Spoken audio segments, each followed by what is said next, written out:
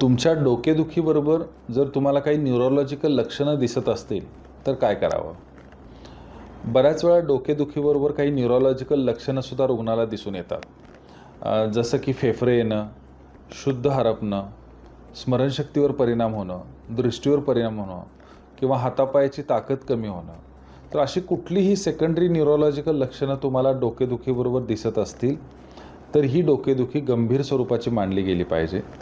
ह्याच्यामध्ये कदाचित तुम्हाला मेंदूचा विकार असण्याची दाट शक्यता असते आणि त्यासाठी तुम्हाला डोकेदुखीचं कारण शोधणं हे गरजेचं ठरतं.